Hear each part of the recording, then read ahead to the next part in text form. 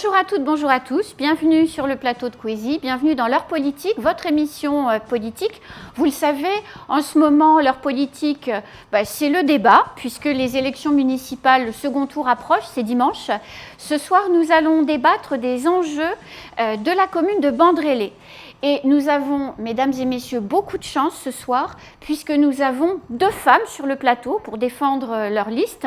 C'est la première fois dans ces débats que le plateau est 100% féminin. Profitons-en et soulignons-le. Alors, dans un premier temps, nous avons Madame Ahamadi, qui est la candidate LR de la commune. Zamimou, bonsoir. Bonsoir, bonsoir à toute la population de Mayotte, tout particulièrement à la commune de Bandélé. Et nous avons également Madame Omar Foundi qui représente la liste du maire sortant. Bonsoir Madame.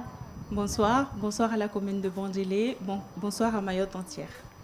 Alors, une population à Bandrélé qui augmente très vite. Entre les 2 derniers recensements, plus de 30% de personnes en plus. Donc, ce sont des défis permanents. Est-ce que quand on termine une politique, mesdames, on ne va pas être obligé d'en commencer une autre? Et je pense notamment aux constructions scolaires. On croit en avoir terminé, mais 30% de population en plus, il faut construire toujours. Oui, tout à fait. On n'est pas tous sans savoir que c'est vrai, à Mayotte, la démographie augmente à un rythme très accéléré, et Bandélé également.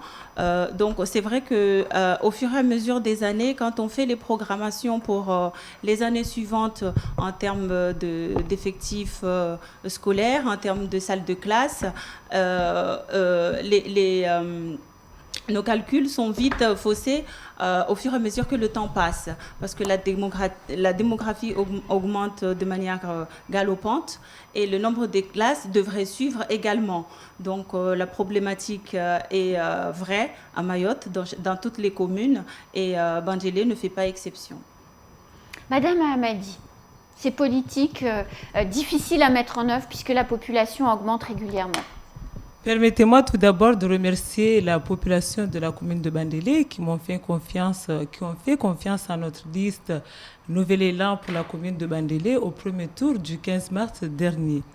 Oui, l'éducation pour nous, c'est très important. C'est pour cela que dans nos projets, on a mis l'éducation, on a vraiment classé l'éducation parmi nos priorités. Vous savez, dans la commune de Bandélé, aujourd'hui, on a un déficit de salles de classe de 30 salles de classe. C'est pour ça que nous allons déjà résorber faire en sorte de réhabiliter les écoles qui sont en place, faire en sorte à ce que toutes les écoles soient aux normes, et aussi construire d'autres écoles pour résorber le déficit de salles de classe qu'on a actuellement. Aussi pour faire en sorte à ce que nos enfants puissent apprendre vraiment dans de bonnes conditions, c'est-à-dire avoir des écoles aux normes, avec des vraies cantines scolaires, des écoles équipées du numérique, pour que nos élèves puissent, dès leur plus jeune âge, avoir accès au numérique, avoir des espaces dédiés aux activités périscolaires, aussi avoir les animateurs qualifiés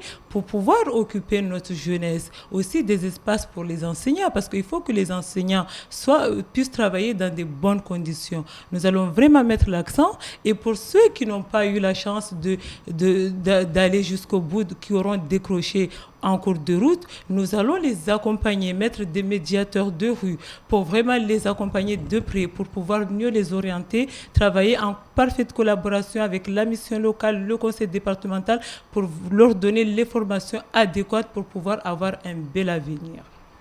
Alors, cette jeunesse, elle représente pratiquement 48% de la population qui a moins de 18 ans. Alors, quand on a moins de 18 ans, qu'on habite dans l'un des villages de Bandrélé, comment on s'occupe quand on ne va pas à l'école, et qu'est-ce que vous comptez faire, mesdames, pour occuper tous ces jeunes? Alors, dans la programmation que la municipalité actuelle a mis en place concernant la scolarité, la jeunesse a toute sa place. Dès le départ, on a priorisé tout notre programme sur la jeunesse et la scolarité. Dans un premier temps, on a pensé à rénover toutes les écoles sur la commune. Aujourd'hui, 90% de nos écoles ont été rénovées. On a pensé à mettre en place des politiques de construction. On a par exemple actuellement l'école T4 de Dapani qui est en construction. On a pensé également pour l'insertion des jeunes qui sont en décrochage à mettre en place des structures permettant l'insertion de ces jeunes, c'est-à-dire on a travaillé avec la mission locale qui a actuellement une antenne à Bandjélé. On a terminé les travaux de la MJC de Niambadao qui accueille maintenant des jeunes pour les orienter dans leur recherche d'insertion et de formation. Avec la création du CCAS de Bandjélé, on a mis en place une salle informatique permettant à ces jeunes-là justement de venir sur place, de faire des recherches pour trouver des formations qualifiantes ou qui leur permettraient de s'insérer, que ce soit dans le monde scolaire ou dans le monde professionnel, en vue d'acquérir un emploi plus tard. Madame Oui. Mahamadi. Oui, la jeunesse est pour nous une richesse. Vous savez, je fais le tour de la commune de Bandélé et j'ai eu l'occasion de discuter à plusieurs reprises avec des jeunes. Cette jeunesse se sent délaissée. C'est à la fois une richesse, mais cette richesse n'est pas mise en valeur. Les jeunes ne se sentent pas écoutés. Les jeunes ne se sentent pas pris en considération. C'est pour cela que nous allons être tout près de ces jeunes-là, mettre des médiateurs pour pouvoir discuter avec eux, les mettre en confiance, construire les équipements, déjà ceux qui existent, pouvoir les animer. Parce qu'aujourd'hui, nous avons dans la commune de Bandélé, dans le village de Niambadao, nous avons une MJC, mais cette MJC, elle ne sert pas à épanouir cette jeunesse, mais elle accueille les bureaux de la mairie. Eh bien, nous allons faire en sorte à ce que ces structures soient animées pour que ces jeunes puissent profiter pleinement de ces structures pour qu'elles puissent s'épanouir. Nous allons organiser des activités culturelles, des activités intergénérationnelles où la jeunesse pourra être en contact avec les mamans pour pouvoir développer des activités pour que cette jeunesse puisse s'épanouir, puisse s'insérer par la culture. Pour nous, la jeunesse, c'est vraiment très important. Il y a également le sport. Nous allons faire en sorte à ce qu'on puisse avoir des équipements sportifs dans notre commune, des équipements sportifs aux normes. Parce que vous savez, il n'y a pas très longtemps, nous avons eu un match dans la commune de Bandélé le 9 novembre 2019, FCM contre FC Bandélé. Le match a été annulé parce qu'il pleuvait. Eh bien, nous, on va mettre des équipements aux normes avec du vrai synthétique, avec les gradins qui vont avec, de sorte à ce que nos jeunes puissent jouer quel que soit le temps. Pour nous, c'est très important. Alors 24% des personnes de la commune seulement ont un travail, c'est très peu. Si vous devenez maire ou si vous êtes reconduite dans vos fonctions, qu'est-ce que vous allez mettre en œuvre pour développer de l'emploi dans la commune ? Alors, le programme, comme je disais, qu'on a mis en place dès notre arrivée en 2014, va justement dans le sens de cette insertion professionnelle, que ce soit pour les jeunes ou cette création d'activités permettant la création d'emplois dans la commune. Nous avons priorisé, comme tout à l'heure je le disais, la jeunesse et l'éducation, mais également l'activité économique.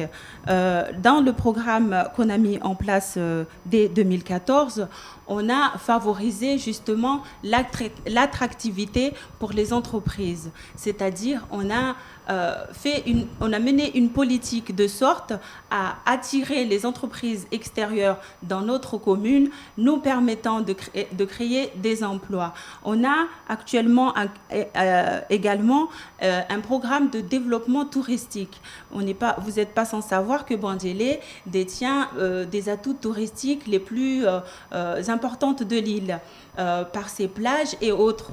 On a l'îlot. Voilà, et l'îlot de Bandjélé. On a réalisé récemment les travaux des sentiers des crêtes de Bandélé, qui a permis la formation de quelques jeunes dans les métiers de guide touristique. Et actuellement, les jeunes sont formés, ils ont eu leur diplôme et ils sont prêts à exercer. On a actuellement les travaux de la Musical Plage qui sont en cours. Ces travaux sont faits dans l'objectif, évidemment, de créer des activités nautiques sur la plage. Ces mêmes activités nautiques sont destinées à permettre aux jeunes de pouvoir se former, à occuper des emplois de maîtres nageurs ou à créer des espaces de restauration aux abords de ces plages pour que le tourisme puisse se passer de manière le plus agréable possible. Madame Ahamadi, comment on crée de l'emploi à Bandrélé? Nous allons déjà, vous savez, nous vivons actuellement une période très difficile par rapport à la crise sanitaire. Donc nous, ce que nous va faire dans un premier temps, c'est déjà soutenir nos entreprises locales qui sont fragilisées suite à la crise sanitaire. C'est-à-dire faire en sorte à ce que recenser tous les marchés publics en cours pour pouvoir accélérer le paiement de ces entreprises-là. Ça leur permettra d'avoir une trésorerie qui va relancer l'activité. Aussi, nous allons faire en sorte à ce que ces entreprises-là, celles qui n'ont pas été à mesure de bénéficier des aides octroyées par le conseil départemental 14 millions et aussi l'État, pouvoir les soutenir pour pouvoir faire leur dossier.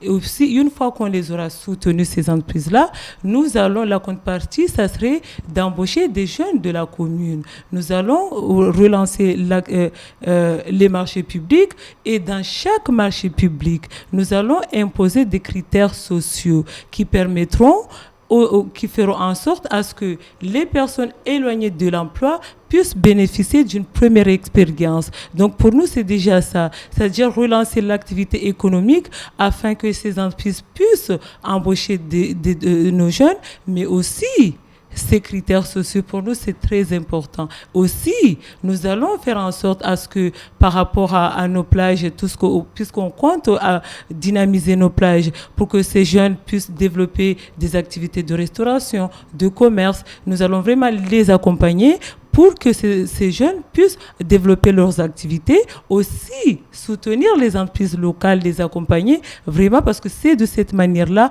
qu'on pourra développer la commune et la rendre très attractive économiquement.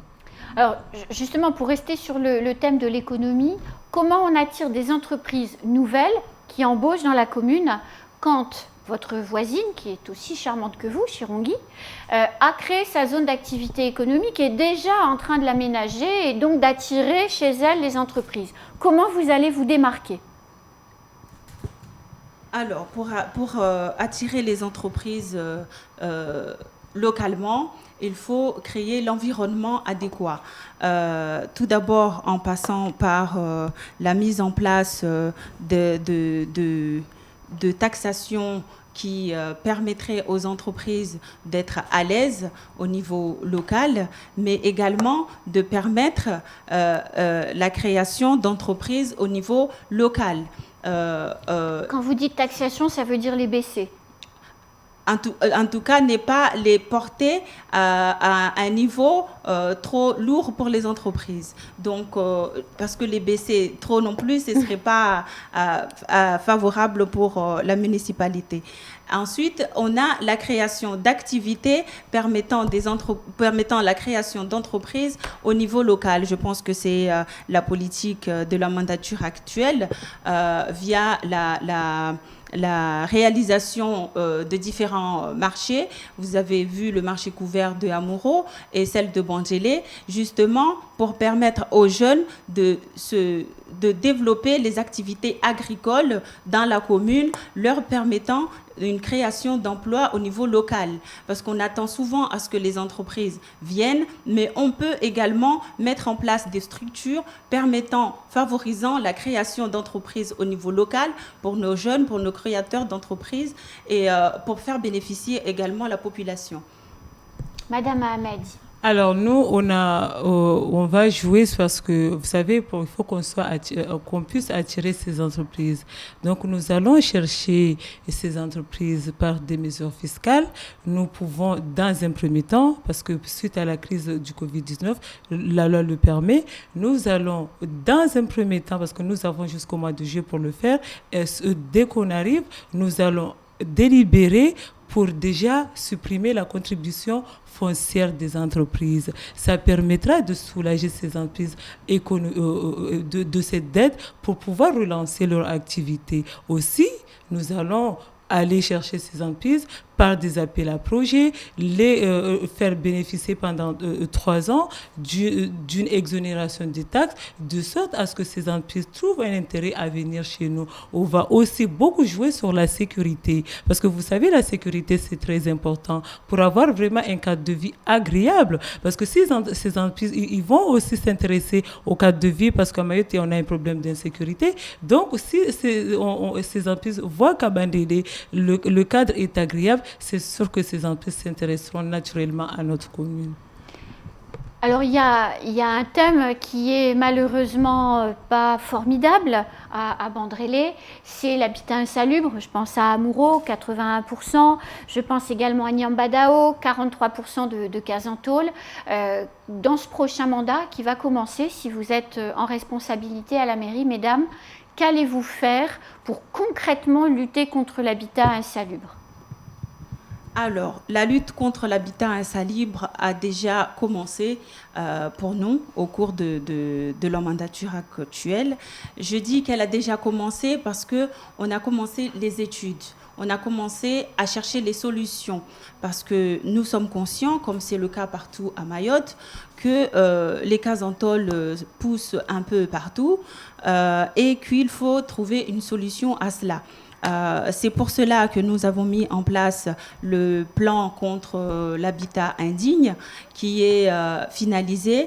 Donc, on a déjà identifié les localités.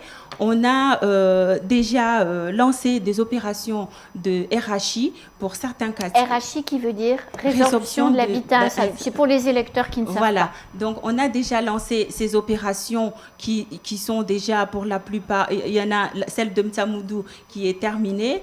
La RHI multisite de Bandélé qui est en cours. Donc, on a déjà identifié les problèmes. On a déjà commencé à chercher les solutions pour reloger cette population qui vit aujourd'hui dans des situations complexes. Madame Ahmadi. Moi, je me réfère au chiffre de l'INSEE de 2017. J'aimerais.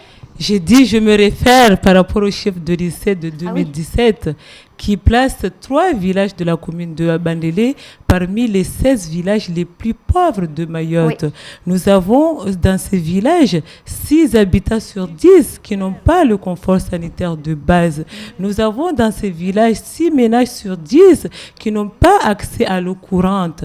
Donc nous, par rapport à ça, ça veut dire que c'est un vrai problème qui reste à être résolu, à trouver une solution. C'est pour cela que nous allons travailler en parfaite collaboration avec le conseil départemental, parce qu'il y a des aides qui existent. Il y a le FASAL, le fonds d'aide sociale d'amélioration et d'adaptation de l'habitat, pour pouvoir permettre à ces personnes qui ont commencé quelque chose mais qui ne sont pas allées jusqu'au bout, de pouvoir améliorer leur habitat. Aussi le fonds social du logement, construire des lotissements pour pouvoir permettre à ces personnes qui vivent dans des conditions très indignes de pouvoir pouvoir se loger dans de bonnes conditions. On n'oublie pas non plus nos jeunes, qui sont étudiants aujourd'hui en métropole, qui reviennent ici et qui n'ont pas de terrain, qui n'arrivent pas, qui n'ont pas la chance comme nous. Parce que nous, à l'époque, quand on revenait, on avait déjà nos terrains. Donc on revenait, on pouvait construire. Mais aujourd'hui, ce n'est plus le cas. La population augmente, on n'a pas assez de terrain. Et bien, la solution passera par les lotissements. Donc on va vraiment mettre l'accent sur ça. Alors, je pense à Amuro, le petit village en case de tôle qui est construit en bordure de plage. Je sais que vous avez dans la mandature beaucoup travaillé sur ce village et que ça ne s'arrête pas. Je sais que vous avez l'une et l'autre des projets pour cette plage. Est-ce que vous pouvez nous expliquer comment on s'y prend pour décaser un village comme celui-là. Et ensuite nous dire ce que vous comptez faire, évidemment, une fois le terrain récupéré. Alors, comme je le disais tout à l'heure, c'est vrai que la municipalité, on a mis en place un certain nombre d'études justement pour identifier ce public et pour en même temps trouver une solution de relogement. C'est vrai que dans la commune, on a deux types de logements informel, enfin je veux dire, on a le logement informel et puis on a les personnes dans des quartiers insalubres. Donc les deux ne répondent pas aux mêmes critères au niveau du relogement parce que les personnes dans des quartiers insalubres répondent au dispositif de droit commun pour prétendre à un relogement. Ce n'est pas toujours le cas dans les habitats informels. Et là, il faut se mettre en concertation avec les services de l'État. S'agissant de Amuro, par exemple, le village en bordure de mer se trouve dans une zone de pas géométrique qui est aujourd'hui sous le contrôle de l'État. Donc, réunir sur la même table les services de l'État, la commune et peut-être aussi le département pour trouver une solution d'ensemble. Parce que nous, à la mairie, évidemment, on a des projets de création de sites touristiques sur ces zones, sauf que la mairie n'est pas seule compétente sur ces lieux-là. Donc, il faut réunir sur la même table tous les partenaires nécessaires pour trouver ensemble une solution de relogement pour ces personnes-là, pour pouvoir les faire partir de ces sites-là, s'agissant de Amuro, et pouvoir mettre en place ce projet touristique tant attendu qu'on voudrait mettre en place depuis le début de mandature. Parce que nous, on a pensé à Amuro comme étant quand même un village touristique à Mayotte. Le combat de la départementalisation de Mayotte a commencé à Amuro avec le fameux Ville d'Isère. Et nous, on a pensé justement à créer ce sorte de musée sur cet emplacement pour que les touristes qui arrivent justement viennent visiter l'emplacement et se souviennent de cette histoire. Mais aujourd'hui, il nous faut d'abord, avec la contribution de l'État, récupérer l'emplacement, trouver une solution de relogement pour cette population pour qu'on puisse mettre en place le projet en question.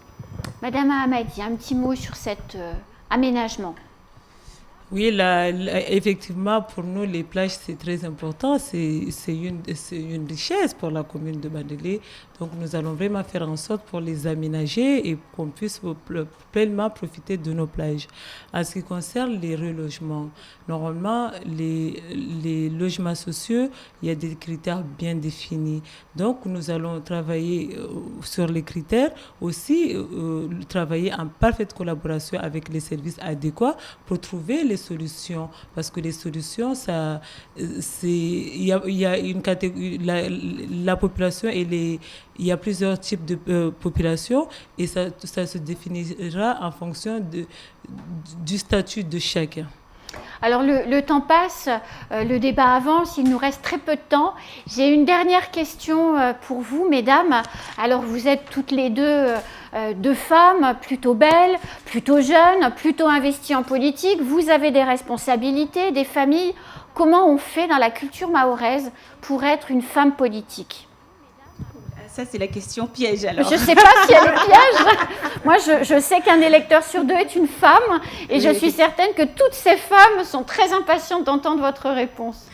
Oui, c'est vrai, je disais que c'est la question piège parce que c'est vrai que par rapport à la culture mahoraise et à nos habitudes quotidiennes ici, c'est vrai que c'est difficile de concilier les deux.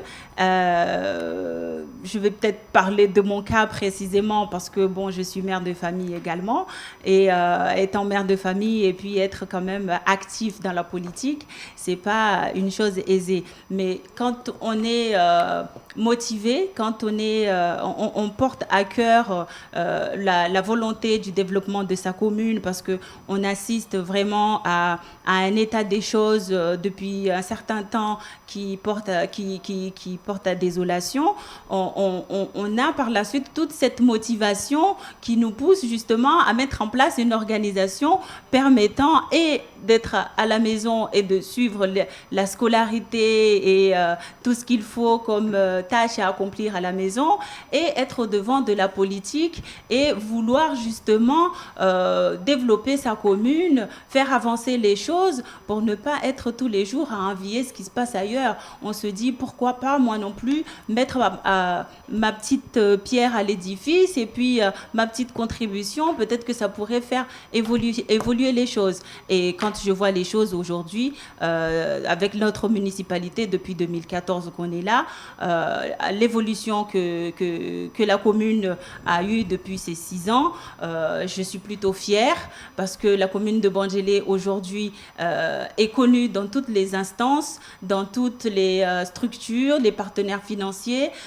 chose qui n'était pas le cas il y a 6 ans. Donc elle a un nouveau visage et je suis fière quelque part de me dire que j'ai apporté ma contribution à cela. Madame Hamadi. Vous savez, la société mahoraise, c'est une société matriarcale. Donc, il est tout à fait naturel et légitime que nous, femmes, prenions nos responsabilités. Aussi, je ne pense pas que la commune de Bandélé s'intéresse plus au genre de la personne qui sera élue. C'est plus le projet, le sérieux de l'équipe qui va porter le projet. Nous avons une équipe qui est très expérimentée, avec plusieurs expériences, des expériences très solides. Je suis moi-même, ça fait plus de 14 ans que j'ai travaillé dans les collectivités territoriales. J'ai touché dans plusieurs postes, des postes en finance. J'étais directrice des finances. J'ai touché la commande publique, directrice de la commande publique dans la commune chef-lieu de Mayotte. J'ai été directrice de l'éducation dans la commune chef-lieu de Mayotte et j'ai travaillé pendant plus de 4 ans au sein du cabinet du conseil départemental avec le président actuel, M. Sabahadine Ibrahim. Tout ça pour vous dire, madame, que nous avons des solides atouts qui nous permettent de gérer la commune en bon chef de famille. Aussi, je vous le signale au passage, nous avons eu la crise sanitaire, je répète beaucoup, vous aurez remarqué que dans les pays où les pays qui sont gérés par les femmes, nous avons la Finlande, nous avons l'Allemagne avec Angela Merkel, nous avons la Nouvelle-Zélande, des pays où la crise a été très bien gérée. C'est pour cela que je dis que nous, femmes, avons toutes nos chances. Nous, femmes, prenons nos responsabilités parce que nos parents nous ont envoyés à l'école parce que nous sommes en mesure, au même titre que les hommes, de prendre nos responsabilités. Alors, osons. Alors, mesdames, que la meilleure gagne dimanche. Un petit mot de conclusion pour chacune, rapidement. Alors, le mot de conclusion est bien évidemment de rappeler à la population de Bandélé de se souvenir de l'état de la commune de Bandélé en 2014, quand nous sommes arrivés au pouvoir, et de faire la comparaison avec aujourd'hui, en 2020, à la fin de la mandature. Et à partir de ce constat, le choix est vite fait. Ils sauront que la municipalité actuelle a commencé à apporter des vraies solutions à leurs problèmes quotidiens, et qu'aujourd'hui, on n'est pas là pour vendre du vent, on n'est pas là pour vendre des rêves, mais les choses dont on parle sont concrètes. Ils ont débuté et ils sont, eux, témoins de tout ce qu'on fait au quotidien pour eux. Donc, tout simplement, leur demander de nous apporter encore une fois leur confiance pour faire aboutir ce projet qui est pour eux, évidemment. Madame Hamadi. Oui, je m'adresse à la population de la commune de Bandélé pour leur dire que si vous voulez une mère qui sera à l'écoute, Une maire qui saura répondre à vos vraies préoccupations, c'est-à-dire qu'une maire qui va élaborer ses projets en parfaite concertation et adhésion de sa population.